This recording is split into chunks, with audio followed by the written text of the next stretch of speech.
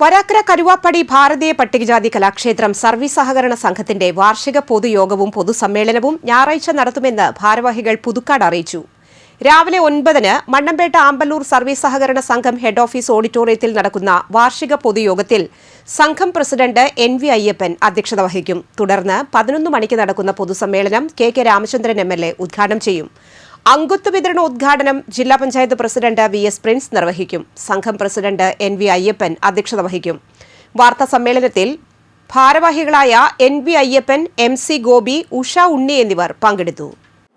പഞ്ചായത്തിലെ കരുവാപ്പടി കേന്ദ്രീകരിച്ച് 1982 തുടങ്ങിയ സ്ഥാപനമാണ് ഭാരതീയ പട്ടികജാതി കലാക്ഷേത്രം സർവീസ് സഹകരണ സംഘം. ഇത് ഒരു 2000 കാലഘട്ടം വരെ വളരെ സജീവമായി പ്രവർത്തിച്ചു വന്നിരുന്നതാണ്. വളരെ സാങ്കേതികമായ കാരണങ്ങളാൽ അത് പിന്നീട് അടഞ്ഞുപോയി.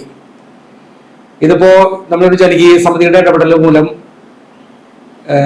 2021 ഈ സഹകരണ സംഘം ഇതിന്റെ താൽക്കാലിക ഭരണസമിതി ഏറ്റെടുക്കുകയും പിന്നീട് 5 അംഗ ഭരണസമിതിക്ക് ഭരണം കൈമാറി ഇപ്പോൾ സെക്രട്ടറിയൊക്കെ നിയമിച്ച് നല്ല രീതിയിൽ പ്രവർത്തിച്ചു വരികയാണ്. മുടങ്ങിക്കിടന്ന ഒരു 22 വർഷത്തെ ഓഡിറ്റിംഗ് പൂർത്തീകരിച്ച് ഇപ്പൊ അതിന്റെ പ്രഥമ വാർഷിക പൊതുയോഗം നടക്കുകയാണ്.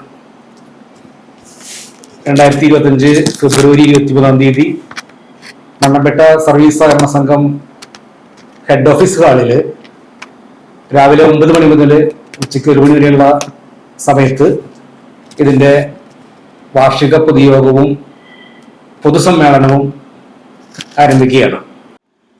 ഭാരതീയ പട്ടികജാതി കലാക്ഷേത്രം സർവീസ് സഹകരണ സംഘം നമ്മൾ ഈ കരുവാപ്പടിയിൽ തുടങ്ങി.